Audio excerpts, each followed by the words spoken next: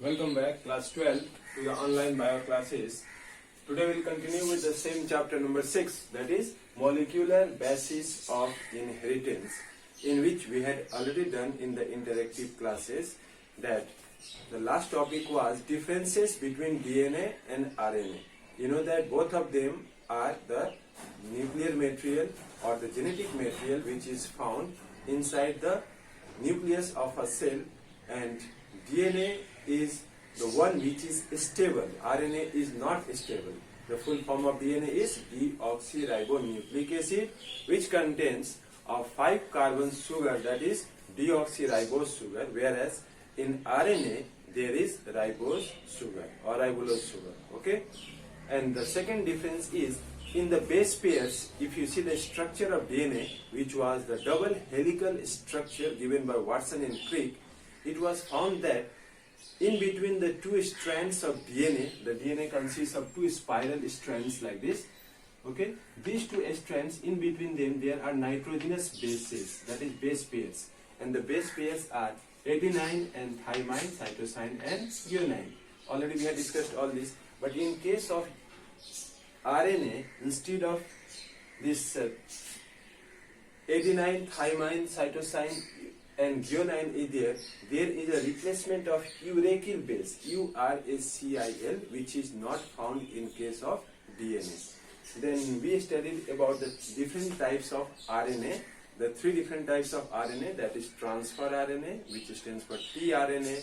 Then we have the ribosomal RNA and messenger RNA, that is mRNA.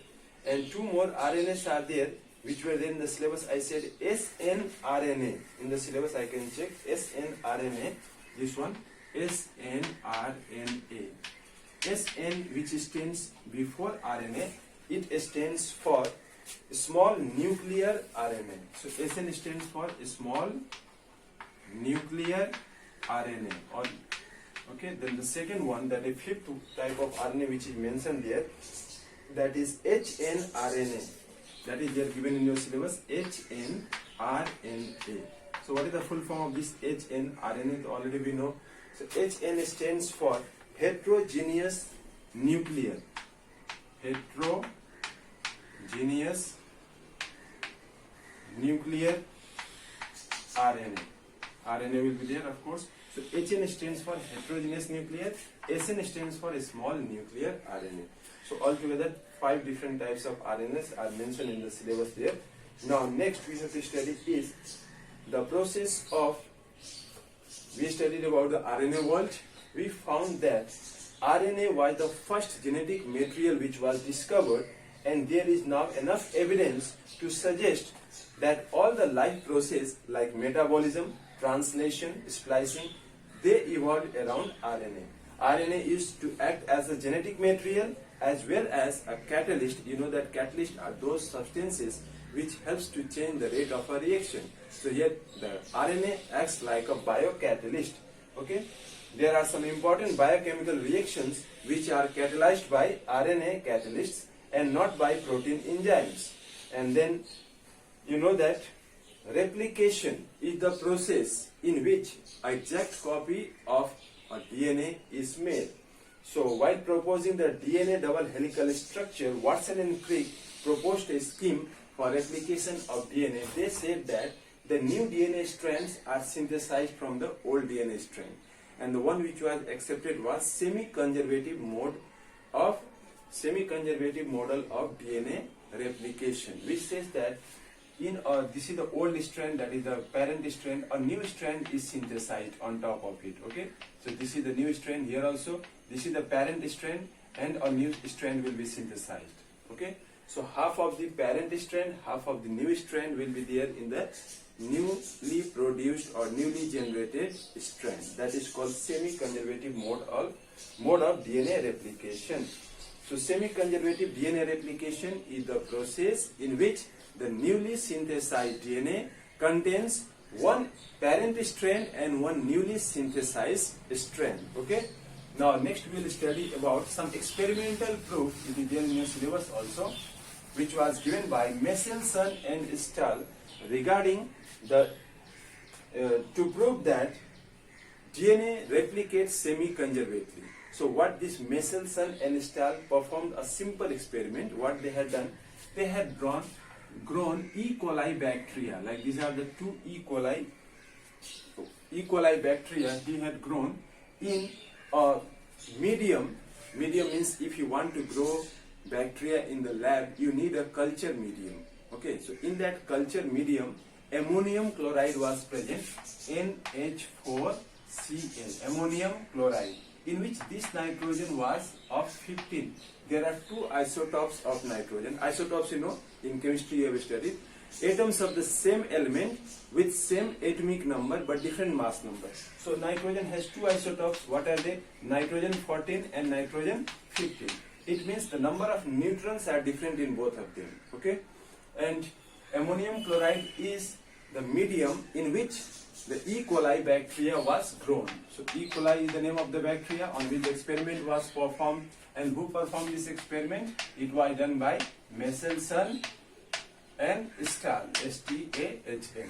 So this experiment is Michelson and Stahl's experiment. Is there in your book also, syllabus also, sorry, Michelson, M-E-S-E-L-S-O-N, Michelson, S-T-A-H-L''S, Stahl's experiment. So what is Michelson and Stahl's experiment? What does it want to prove? This experiment of Michelson and Stahl want to prove that, or to show that, DNA replicates semi-conservatively, means newly produced DNA contains both the old as well as the new characters. Okay. Now what he had done, he had grown E. coli bacteria in a medium, that is ammonium chloride, in which the nitrogen was 15, that is called heavy nitrogen. Okay. So what he had drawn, like we need two colors to show that. Wait, I will get the chalk of two different colors that will help us to demarcate between them. Okay. Okay, now I have got one more color, blue color, I will get it. Okay, yes. Okay, now see, this one is nitrogen DNA, in which nitrogen 15 DNA I will draw here. It's like this, nitrogen 15 DNA, the simple one, drawn with the white chalk I am drawing. You can see that white color of the chalk is here. What is the color? White color. Nitrogen 15 is present here, N15 DNA. This DNA contains nitrogen 15. Means this is the heavy isotope. So they were grown in heavy isotope for how much time? For 20 minutes. We find that within 20 minutes this DNA will replicate. So they grew E. coli in a medium containing ammonium chloride, in which nitrogen 15 is the heavy isotope of nitrogen, as the source for many generations. And the result was that after many generations, the newly produced DNA, it contained, what they contained? One, the old strand, that is the white color, and one, the newly strand, that is nitrogen 14. Two strands I have drawn here, you can see. The white one represents the nitrogen, this one, nitrogen 15. So this white one is the nitrogen 15, N15 is there. Whereas the blue one indicates nitrogen 14, N14 isotope. Why? Because this N14 isotope was incorporated. The result was that when E. coli bacteria, that is the DNA, was cultured in ammonium chloride, then the nitrogen 15 DNA, after replication, it was incorporated into the newly synthesized bacteria. So if two bacteria, one has replicated into two, both of them will show the same character. Same character means they will have half of the DNA, that is original DNA, and half of the newly synthesized DNA. Okay, that is nitrogen 15 and 14, both are present. And then this heavy DNA molecule can be distinguished from the normal DNA by centrifugation. Means if you rotate them in a, so this type of DNA is called hybrid DNA. Why? Because it contains both the parental DNA, that is nitrogen 15, as well as the nitrogen 14. Okay. So nitrogen 15 and 14, both of them are there. They were rotated, they were separated by centrifugation in cesium chloride density gradient. So you can see that nitrogen 15 is not a radioactive isotope, and it can be separated from nitrogen 14 only based on their densities. They are not radioactive in nature. So they transferred the cells in a medium with normal nitrogen 14, that is ammonium chloride, and took samples at different time. Now after 40 minutes, this 20 minutes, now 40 minutes time, that is again the replication occurred, and these two will give rise to 4 bacterial cells, in which we found that out of the 4, 2 were normal like this one only. Okay, this one, 1, 2, both of them are normal. But the remaining 2 bacterial cells DNA was like this only, that is like the hybrid one. So one strand was that of nitrogen 14, the other strand was that of nitrogen 15. So same way here also I can draw nitrogen 15 and nitrogen 14. So out of 4, 2 of them were hybrid and 2 of them were just like the parent one. So what does this experiment indicate or it show? This experiment, the DNA was extracted from the culture 1 generation after transfer from nitrogen 15 to nitrogen 14 medium, that is after 20 minutes, because E. coli divides in 20 minutes. It had a hybrid density. It has a hybrid means it contains DNA of both the parent as well as the new nitrogen 14 also. Okay, because they were grown in the culture medium. Now next, it had a hybrid DNA extracted from the culture after another generation, that is after 40 minutes, that is second generation, was composed of equal amounts of hybrid DNA and the light DNA. This one is called the hybrid DNA because it contains both light and dark, and this one, both of them contains only light DNA, that is it contains only nitrogen 15. Okay, so this indicates that when a DNA replication occurs from this experiment, it can be confirmed that whenever DNA replication occurs, then in the next generation, half of the parental DNA is conserved or is kept. Like here you can see one DNA replicates into 2, but one strand of parent DNA still remains in the newly synthesized DNA, that is in the hybrid. Again, in the second generation, after 40 minutes, we find out of 4, 2 of them are the one with the parent character and remaining 2 show the hybrid character. It means they try to retain the parent DNA as well as the newly synthesized DNA. Okay, so this experiment of Messelson and Stoll was used to prove that semi-conservative model of DNA replication. Okay, and along with the diagram it is given, you can do it right in your copy. Very similar experiments involving the use of radioactive thymidine, THYMIDEN, to detect the distribution of DNA in the chromosomes was done on Vicia fava, that is in the beans, fava beans, by Taylor and his friends in 1958, and the experiments also proved that DNA in the chromosomes also replicates semi-conservatively. So 2 scientists, that is Messelson and Stoll, as well as the second scientist, that is, it was done by Taylor and his colleagues, that is the friends, both of them proved that DNA replication can occur semi-conservatively. Now, next is, what is the difference between DNA and RNA? Already I said in the interactive class, DNA contains double strand, RNA contains single strand. DNA has deoxyribose sugar, RNA has ribose sugar. DNA has, besides nitrogenous bases, uracil. In DNA, the pentose nitrogenous base uracil replaces thymine in the RNA molecules. So you can find that in RNA we have uracil, in DNA we have thymine as the nitrogenous bases. So 3 differences I already counted. DNA is more stable, RNA is unstable. This one also you can write. Now, replication of DNA. Replication of genetic material is very important for cell division. You know that if a cell has to divide, there must be division of its nucleus also, and nucleus contains the genetic material, that is chromosomes and the DNA. It means the amount of DNA must increase, the chromosomes also it should increase before it can divide and go equally in both the daughter cells. So that's why replication or the duplication of DNA is required, or division of DNA is required. Now, the following 3 hypotheses of DNA replication are there. I will just explain it. Number 1 is conservative replication. What is the definition of conservative replication? Conservative replication of DNA means the one which I have shown here, that this is the parental DNA.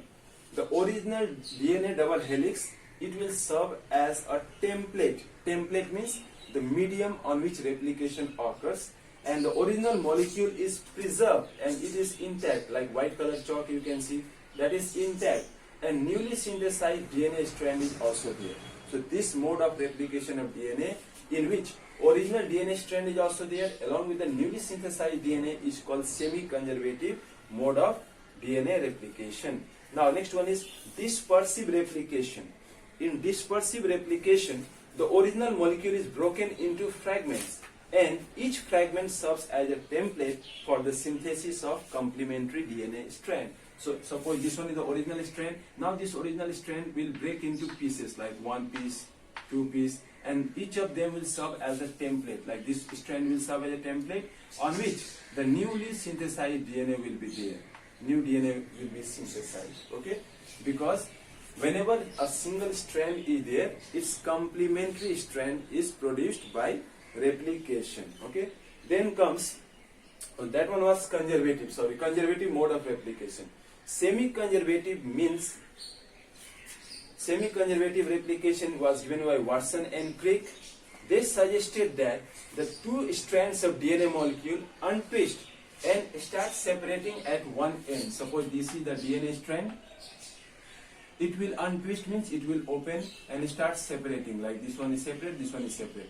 Now both of them will act as a template strand, and on which a newly synthesized DNA strand will be there. Okay, this one, newly synthesized DNA strand will be there. So this mode of replication is called semi-conservative mode of DNA replication. Okay. Now next we have to use mechanism of DNA replication. Okay, what is the mechanism? How DNA replication occurs? DNA replication is a multi-step process. It cannot be done in a single step, and each step is controlled by one particular enzyme, and two enzymes particularly you have to learn.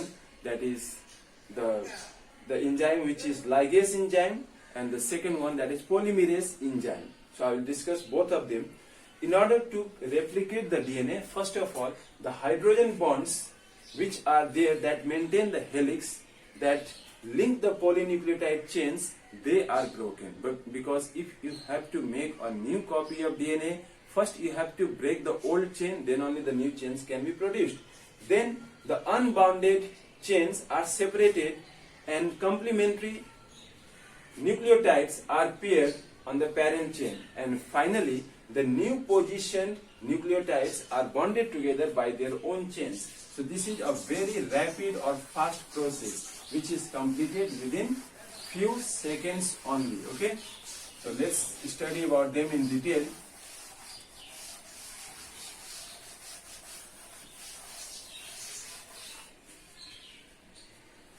Okay, next one. Okay, now next we have to do is the machinery and the enzymes of DNA replication. Just look at the diagram which I am giving. I am drawing two strands. Okay, this one is one of the strand of DNA, 5', 3'.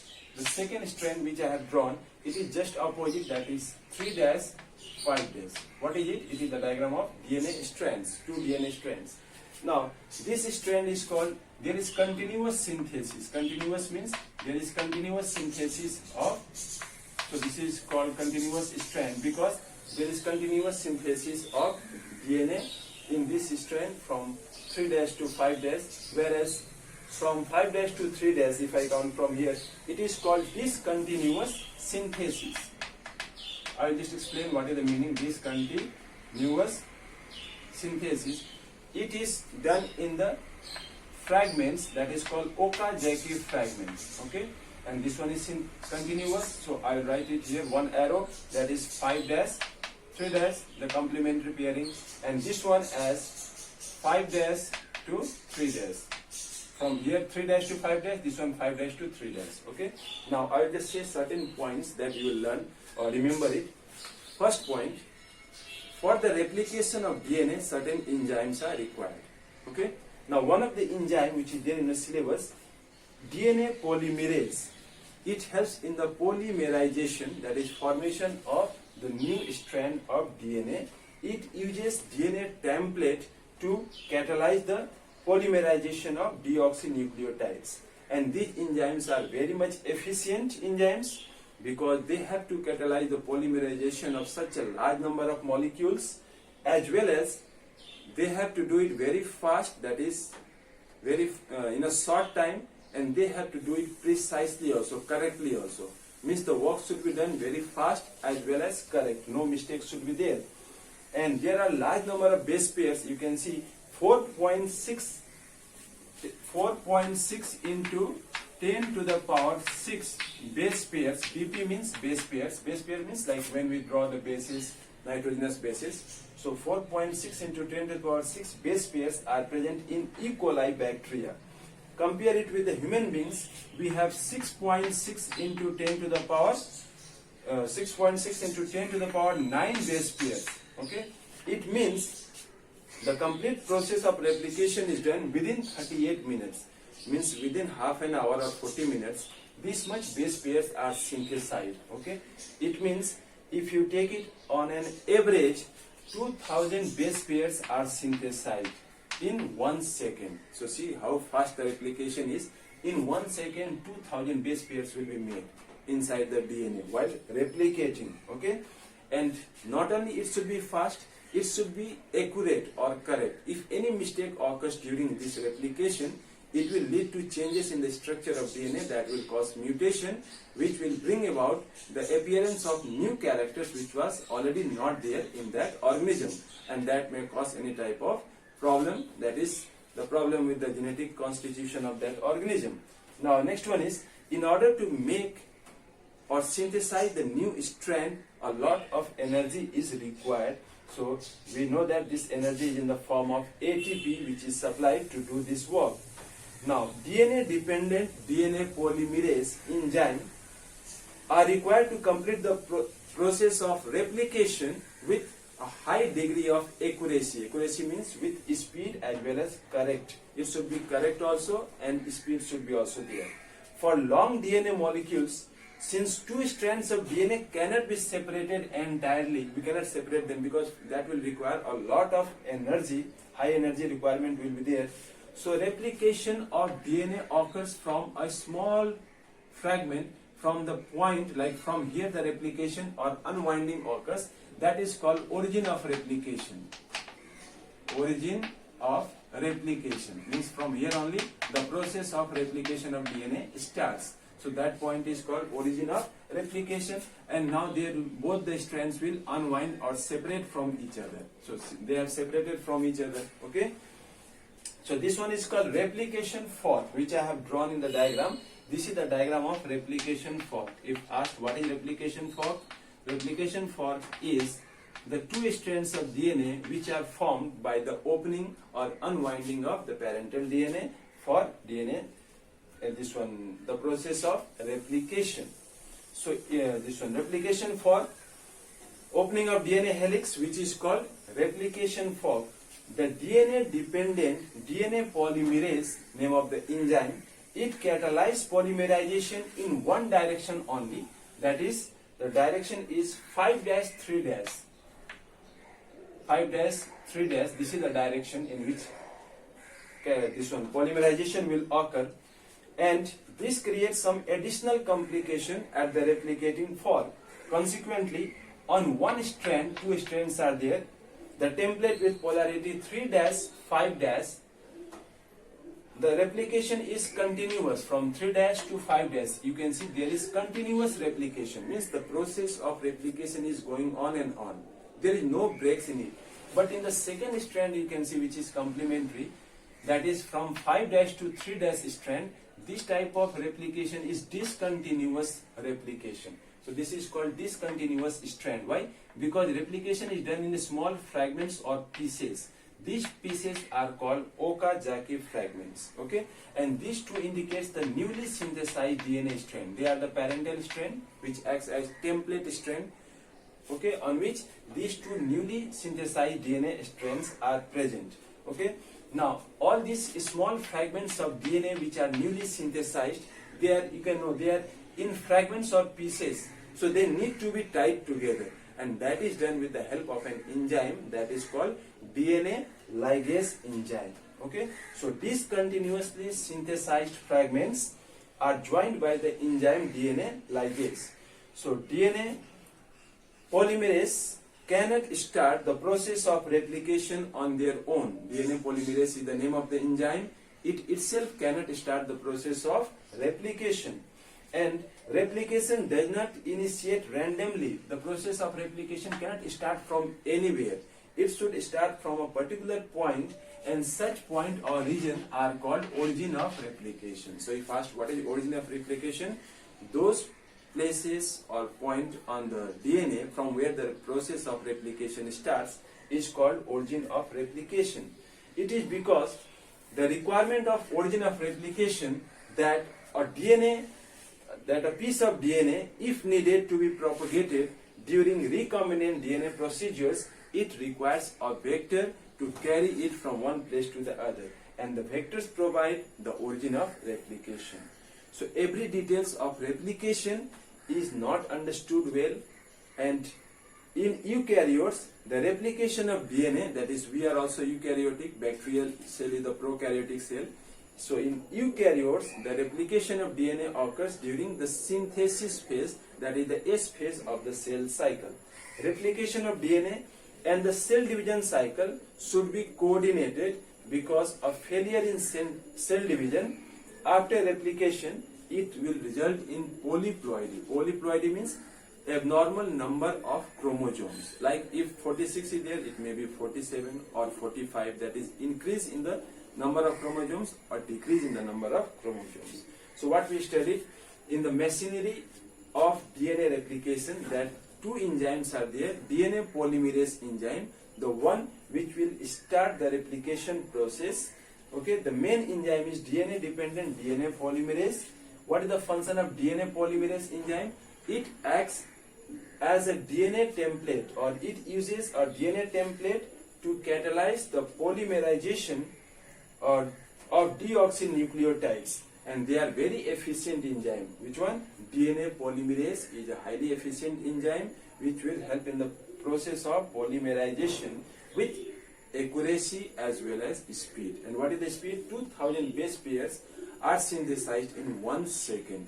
So this is the speed, and that much accuracy is there that no mistakes should be there in this replication. If mistakes occurs also, I will say that it can be corrected or verified by proofreading. Okay, because only once the DNA is made, second time the proofreading is done, just to check whether any mistake has occurred in the DNA sequence, the base pairs and all. If that mistake is found, it is corrected also. And if it is not corrected, that will result in the formation of some type of genetic defect. Okay. Then the second one we found that replication fork is the place where unwinding of DNA occurs to start the process of replication. Okay. It's just like opposite Y, you can see. Y is like this.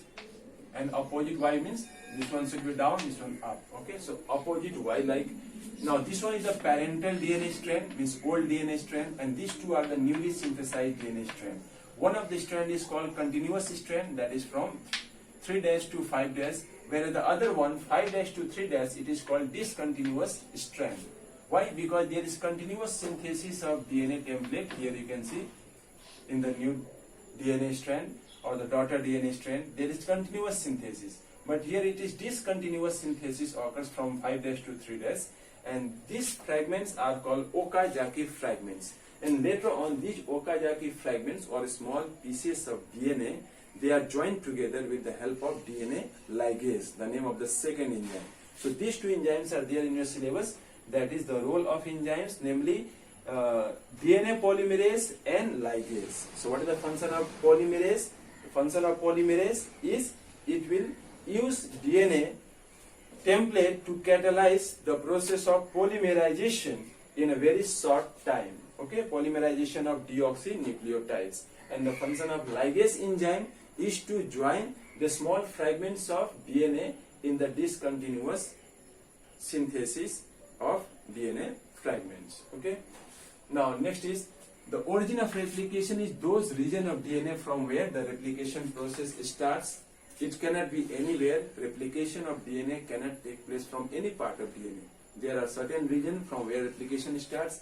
During that replication, you know that DNA is double-stranded, so the double strand will open, both the strands will open, and on this surface the newly synthesized DNA strand will be formed. Okay, got it? So next we have to study is, every details of replication has not been understood, and next we have to study transcription. What is transcription? The process of copying the genetic information from one strand of DNA into RNA. Means the information of DNA is transferred to RNA is called transcription. Okay, so principle of complementary also governs, means it is applied here also in case of transcription.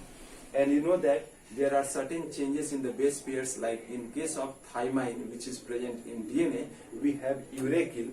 So in the process of replication, which once said the DNA of the organism gets duplicated, in transcription only a segment of DNA and one of the strand is copied into RNA. Both strands of DNA are not copied.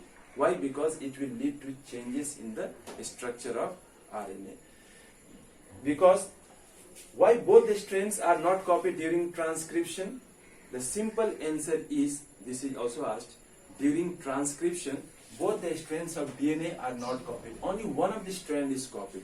Means information from one of the strand is copied to RNA, not from both strands. Why? The two regions which are there, if both strands will act like a template means on the surface on which replication will occur, they would code for RNA molecule with different sequence. Like remember, complementary does not mean identical. Complementary means like adenine is complementary with thymine, cytosine with guanine, so that is complementary, which can fill it up or complete it. And in turn, if they code for different proteins, the sequence of amino acids will be different. It means different type of proteins will be formed, and hence one segment of DNA would be coding for two different proteins, which is not applicable. So only one strand of DNA is used for the process of transcription. And the second reason is, two RNA molecules, if they are produced at a time simultaneously, and they would be complementary to each other, so hence it would form a double-stranded RNA.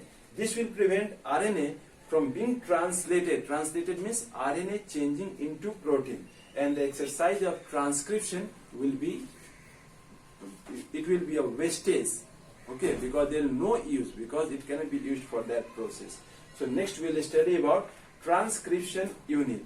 Okay, so today this much only. In the next class, transcription unit, protein synthesis, and many more topics are there to be covered. So thank you.